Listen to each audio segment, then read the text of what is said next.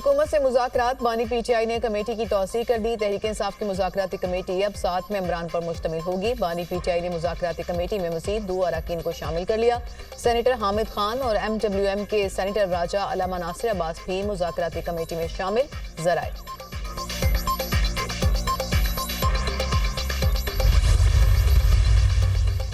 हमने कभी दरवाजे बंद नहीं किए। हम आज भी चाहते हैं कि बातचीत हो, खुले दिल से हो और सियासी फिक्र के साथ। तलवार मत लटकाएं हमारे सरों के ऊपर। आप अगर बातचीत करना चाहते हैं सो बिस्मिल्लाह बातचीत करें, हम तैयार हैं। सिविल नाफरमानी की तलवार लटकाकर कौन से मुज़ाकरात कर रहे हैं? आज भी कहा गया कि फलां तारीख तक मुज़ाकरात ना किए तो सिविल नाफरमानी शुरू होगी। अगर पीटीआई बात करना चाहती है तो बिस्मिल्लाह आए, बात करें, हम तैयार हैं। हमारे सरों पर तलवार मत लटकाएं। नहीं चाहते फसाद हो, पुराने तरीक़ाकार को तर्क करें।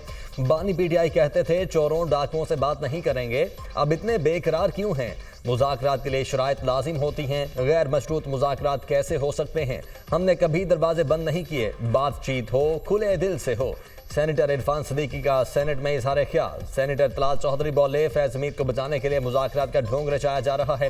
बात सजाओं तक पहुंची तो ये घबरा गए, इसलिए मुज़ाकरात की बात हो रही है। जब भी हमने मुज़ाकरात की बात की तो उसे हमारी कमज़ोरी और अपनी फतेह समझा गया। आप तो हमें चोर और डाकू कहते थे, क्या अब हम चोर और डाकू नहीं हैं? आप तो कहते थे ये पार्लियामेंट जाली है, तो अब इस जाली पार्लियामेंट से मुज़ाकरात कैसे?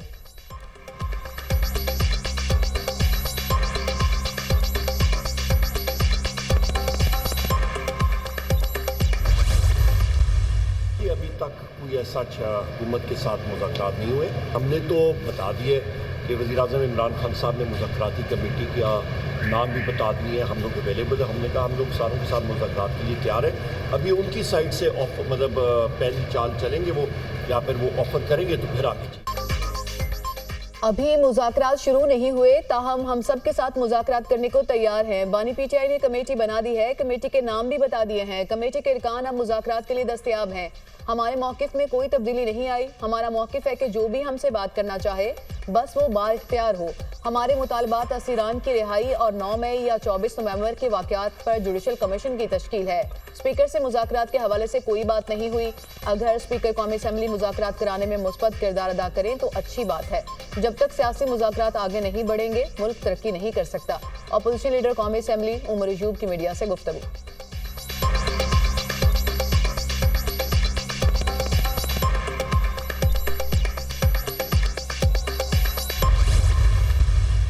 जहाँ तक ताल्लुक है बात करने का, अगर मुझे अप्रोच किया गया तो मैं नेचुरली गवर्नमेंट और उनकी एलाइज तक ये पहुंचा दूंगा पैगाम कि ये आए हैं, बात करना चाहते हैं।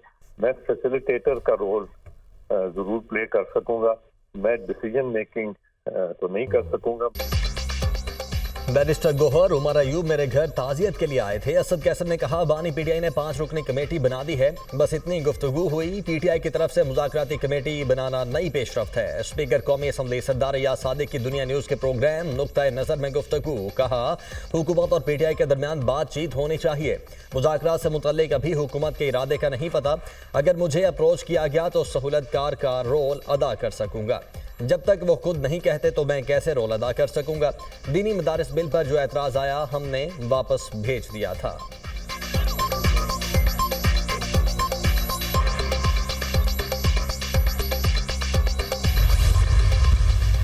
हमने पाकिस्तान को जलाओ घेराव की आज़ादी कभी नहीं मांगी, ना उसे आज़ादी समझा। आपने जो आज़ादी मांगी, आप लोगों ने गाली गलोच का राज बढ़ा के भड़काया। अब इस वक्त जो आप डंडे लेके चलते हैं, आपका लीडर बार बार ये कहता है कि मैं हूं तो सब हैं। कंडीशनैलिटीज वन साइडेड नहीं हो सकती। अब आपके फैसयाब होने का वक्त गुजर चुका। मुज़ाकरात के लिए एकतरफा शराइत नहीं हो सकती। आपने अभी भी सिविल नाफरमानी की कॉल दी हुई है। मुज़ाकरात कैसे हों? ये सुबह कुछ बात करते हैं, शाम को नई हिदायत आ जाती है। तहरीक इंसाफ ने रियासत पर हमला किया, आप कौम से माफी मांगे फिर ट्रुथ कमीशन का देखेंगे। अब आपके खिलाफ दायरा तंग हो रहा है, पहले कौम से माफी मांगे फिर हम मजम्मत करेंगे। पहले मुल्क को बचाने की बात करें फिर आप पर एतबार करेंगे। आप मुल्क को तो चलने दें, आपने पार्लियामान को हमेशा ठुकराया, आपने गालिम गलोच का राज कायम किया और डंडे लेकर चलते हैं। आपके पास आंसू गैस के शेल कहां से आए? आपका लीडर कहता है मैं हूं तो सब कुछ है। आप IMF को खत लिखते हैं ताकि मुल्क की मईशत तबाह हो। सेनेटर शहरी रहमान का सेनेट में इजहार ख्याल। सेनेटर फलक नाज चित्राली की शहरी रहमान की तकरीर के दौरान बार बार मुदाखलत। शहरी रहमान ने जवाब दिया, हम सच बात करेंगे तो मिर्चें तो लगेंगी, हम आवाम को छोड़कर भागते नहीं।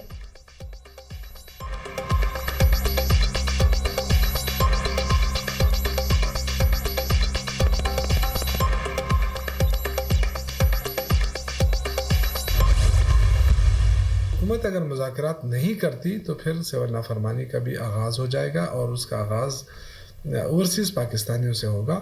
और क्या उसके जो मौजूदा मईशत है, जो वेंटिलेटर पे जो मईशत चल रही है, क्या ये जो मज़ीद सियासी अदम इस्तेहकाम पैदा करने की कोशिश हो रही है, उससे क्या मईशत बेहतर हो सकेगी, क्या तरक्की आगे बढ़ सकेगी?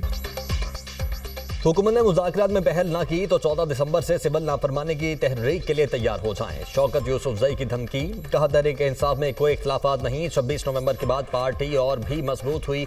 कमज़ोर मईशत को सियासी दम इस्तेहकाम से मजबूत नहीं किया जा सकता। हुकूमत होश के नाखून ले और अपोजिशन से मुज़ाकरात करे। विफाकी वुज़रा गैर संजीदा बयानात से गुरेज करें। गवर्नर हाउस को सूबाई हुकूमत के खिलाफ साजिशों का गढ़ ना बनाया जाए। साबिक सदर आरिफ अलवी का मुज़ाकरात के लिए किरदार अदा करने का इंदिया, कहा मुल्क के लिए जान भी हाजिर है।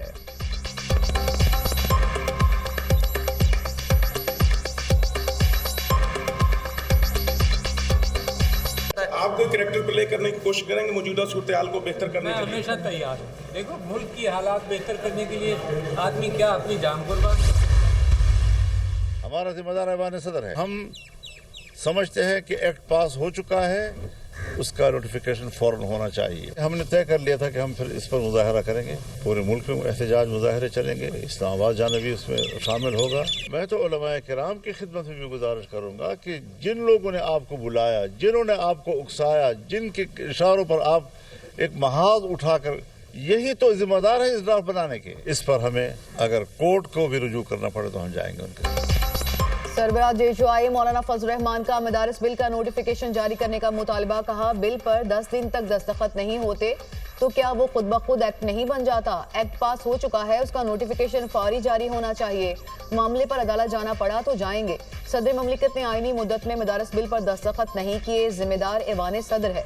हमारी शिकायत सिर्फ ऐवान सदर और सदर ममलिकत से है। नवाज शरीफ, आसिफ जरदारी एक पेज पर दिखाई दे रहे हैं। जिन्होंने बिल बनाया अब वही लोग उसे मुतनाज़ बना रहे हैं।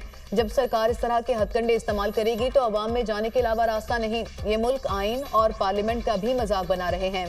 रियासत जिम्मेदार लोग मुल्क को बहरानों की तरफ धकेल रहे हैं।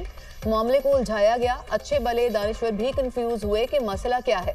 उलमा से गुजारिश है कि जिन्होंने आपको उकसाया यही इस मामले के जिम्मेदार हैं। हुकूमत और PTI के मुज़ाकरात हो रहे हैं तो ये अच्छी बात है।